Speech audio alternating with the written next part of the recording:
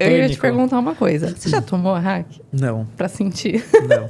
Eu brinco constantemente com os anestesistas que eu queria que eles fizessem uma só pra eu poder... Porque eu tenho que me identificar com as pacientes. Não, porque o que eu senti foi muito isso. Assim, você não sente dor, mas você sente tudo. Você sente mexer, você sente que as pessoas estão pegando a sua perna, jogando pra um lado e pro outro, mas parece que é uma Maria Morta. Você fala, gente, Então é muito doido isso, porque você sente...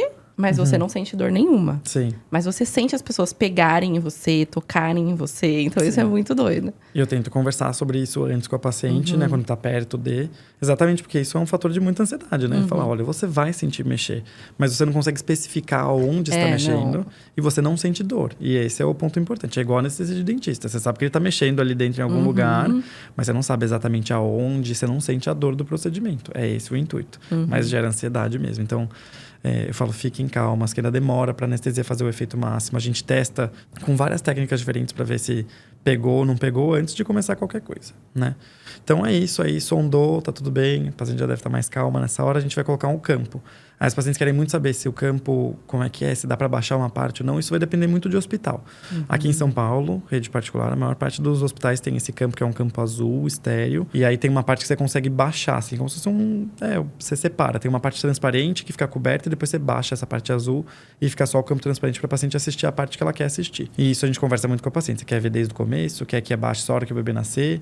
Tem como ver desde o começo, se você quiser, né? A gente seu corpo, o procedimento não que dê pra ver muita coisa com a barriga na sua frente. É difícil, né? E a gente tá lá, com o braço, tudo, então não é fácil mesmo, mas vai de cada um. Então tem esse o campo, a gente prepara tudo que precisa, montar material, bisturi elétrico, aspirador, tudo que a gente precisa, a gente monta ali nessa hora, né? Aí vem a maior preocupação, talvez aí, ou junto com a anestesia ou depois, que é a cicatriz. E aí o tamanho da incisão, se vai ficar reta, se vai ficar torta. Então a gente sempre faz o máximo possível pra ficar reta. Não é um trabalho fácil deixar essa cicatriz reta, porque a barriga tá ali super distendida, geralmente o bebê tá pra uma posição mais do que para outra, então desvia um pouco a barriga para um lado e não para o outro, mas a gente tenta medir. E normalmente são entre 8 e 12 centímetros que a gente vai fazer esse corte. A gente palpa na sínfise púbica, então esse ossinho do pubis da paciente a gente palpa ali 1 a 2 centímetros acima do pubis da paciente, a gente faz uma marquinha e depois você conta mais ou menos 4 centímetros para cada lado dessa linha média que tem ali, e vai ser essa incisão que a gente vai fazer. E, gente, é uma marquinha tão pequenininha para sair um neném, né? Eu fico, gente, como pode sair? E a gente tenta fazer uma marca pequenininha porque ela é mais estética, porque vocês pedem bastante pra gente que faça uma cicatriz pequena e mais estética. Mas às vezes a gente passa um aperto, às vezes a gente faz quase um parto normal via cesariana, porque às vezes o bebê quase que não passa por esse cortezinho que a gente fez. Às vezes tem que aumentar um pouquinho a incisão da pele, então faz quase que um parto normal via cesariana, mas dá tudo certo, a gente tá acostumado também. Então é isso que tem que fazer com relação ao tamanho, quando perguntam, se a gente sabe que a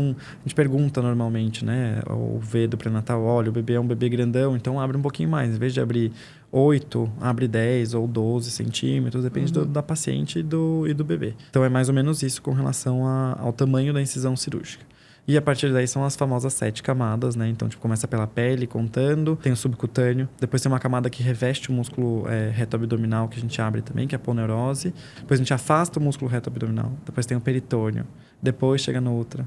E aí tem que abrir o útero. E aí chega na bolsa, que aí vem bastante líquido amniótico. A gente geralmente usa o aspirador, a não ser que a bolsa tenha rompido antes por algum motivo. Mas se não rompeu, ainda rompe naquele momento. E aí passa bastante líquido, escuta barulho de aspiração. Os pacientes perguntam, o que é isso? É o líquido que estava lá dentro da bolsa. Porque é difícil a gente conseguir tirar o bebê com esse líquido acumulado. E faz uma bagunça. Então, a gente geralmente aspira tudo antes. E aí, nessa hora, a gente avisa a paciente que vai realmente nascer o bebê. Ou, às vezes, o pai quer assistir de frente, quer se posicionar em algum lugar diferente para assistir.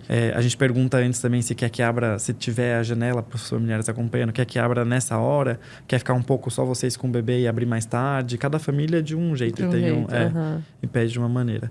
Então, aí vai nascer o bebê, a gente avisa, essa parte tem uma pressão no fundo da barriga, porque tem que fazer um esforço, porque não tem como você fazer força para me ajudar o bebê impulsionar para frente. Então, eu preciso que algum colega meu faça uma forcinha ali, que a gente não faz essa força no parto normal, mas na cesariana a gente precisa desse apoio no fundo do útero pro bebê progredir. Também fala para não se assustar, porque às vezes a gente precisa do que a gente chama de alavanca, que é como se fosse uma das pás do fórceps. Porque quando a gente põe a nossa mão, às vezes o espaço é muito estreito e aí compete a saída do bebê com a nossa mão. Então essa válvula ela é muito mais fina do que a nossa mão, dá muito mais espaço. Então às vezes a gente precisa desse recurso para também ajudar com a saída do bebê, mas não se preocupem, não machuca o bebê, faz com todo cuidado e posicionamento correto ali para não ter nenhuma consequência, mas às vezes os pais se assustam. E é isso. Aí o bebê vai chegar E aí, a partir desse momento, isso leva, olha, entre uns 5 e 15 minutos, talvez. As pacientes nem imaginam quão rápido é.